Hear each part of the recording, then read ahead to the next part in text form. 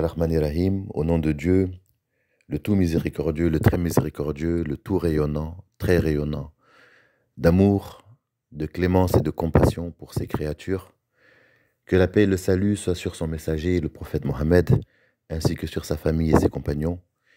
Aujourd'hui, chers auditeurs, nous allons parler de l'importance du temps dans la reconquête amoureuse et à quel point le temps est en réalité le meilleur allié de votre reconquête amoureuse.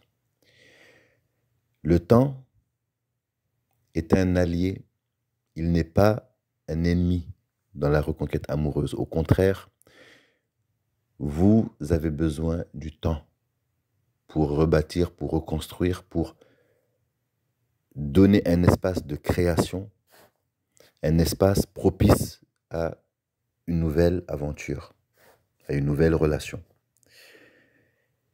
L'homme ayant été créé hâtif, comme nous sommes impatients de nature, nous attendons avec hâte la moindre occasion pour sauter sur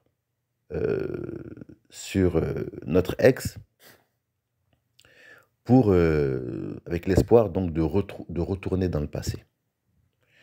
Donc regardez à quel point il y a quelque chose qui ne marche pas avec ça. Vous allez dans le futur, mais en même temps, votre esprit veut aller dans le passé. Ça ne va pas, ça ne marche pas comme ça.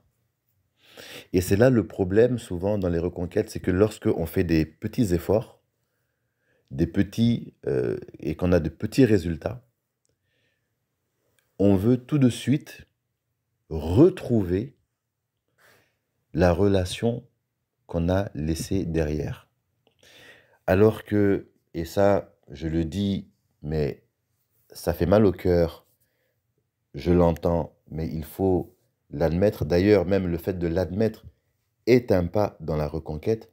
La rupture amoureuse a sonné le glas d'une relation. C'est-à-dire qu'il faut accepter que la relation est arrivée à la fin de son cycle, que la relation s'est achevée, pour maintenant pouvoir repartir une autre relation. Et l'autre relation que nous allons bâtir, que nous allons retrouver, ça va être une nouvelle relation sur des nouvelles bases.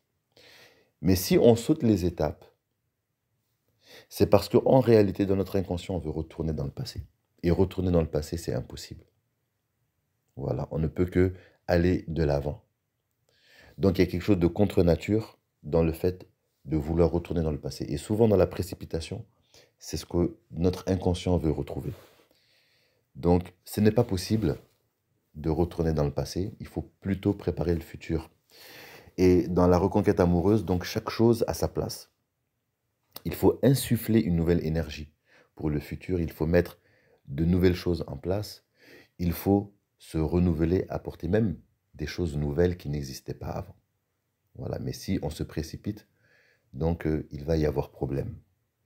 Alors, la reconquête amoureuse, elle a des étapes. De la même manière que pour mettre un enfant au monde, il y a des étapes.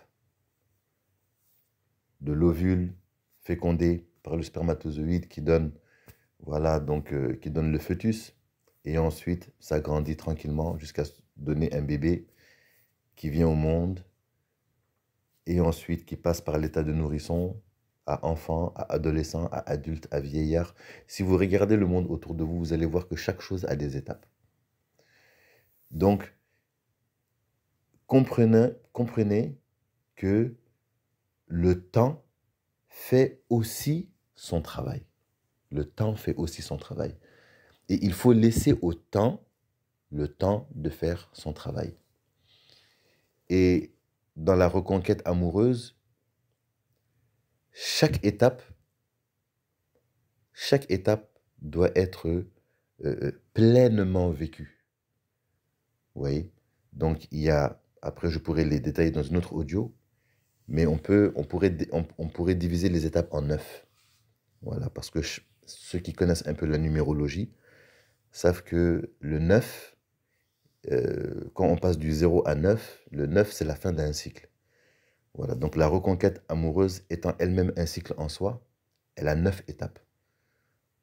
Ensuite, le début de relation jusqu'à la fin jusqu'à la fin du cycle, et on espère que cette fin du cycle, c'est la fin de la vie, parce que ce qu'on veut, c'est avoir cette stabilité et vivre cet amour avec notre partenaire jusqu'à la fin de nos jours. Donc elle aussi, elle a 9 étapes aussi. Donc si vous regardez les choses autour de vous, vous pourrez toujours les diviser par 9. Chaque chose qui... Et amusez-vous à faire l'exercice, vous verrez. Chaque cycle que vous voyez autour de vous, vous pourrez les diviser en 9. Voilà.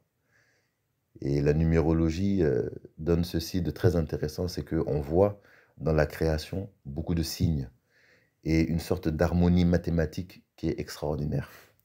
Donc la reconquête amoureuse aussi, c'est un cycle. C'est un cycle qui a des étapes aussi. Il y a l'étape numéro 1. Ensuite, il faut laisser le temps que l'étape numéro 1 finisse. Après, il y a l'étape numéro 2. Ensuite, l'étape numéro 3, numéro 4, numéro 5, numéro 6, numéro 7, 8 et 9. Et ensuite, maintenant, là, on a fini la reconquête. Et là, généralement, c'est la reprise de la relation. Voilà. Donc, il y a aussi, dans les étapes de la reconquête, une place qu'on doit laisser à celui ou celle que l'on veut reconquérir pour qu'elle se batte un petit peu, pour récupérer sa place. Vous voyez, ce qui est trop acquis n'est pas sexy. Ce qui est trop présent devient invisible. Ce qui est trop gratuit n'a pas de valeur. La loi de l'offre et la demande aussi, elle s'applique en relation amoureuse. Donc, il faut laisser le temps aussi à l'ex de faire son chemin vers nous. Voilà, tout ne doit pas être fait par celui qui veut reconquérir. Il faut que celui qui est reconquéri, l'ex que l'on veut retrouver, doit aussi faire sa part aussi. Voilà. Et quand elle fait sa part, on avance. Elle fait sa part, on avance. Elle fait sa part, on avance. Et là, les bases pour une nouvelle relation se solidifient. Voilà, s'enracinent. Et ça peut donner quelque chose d'extrêmement intéressant.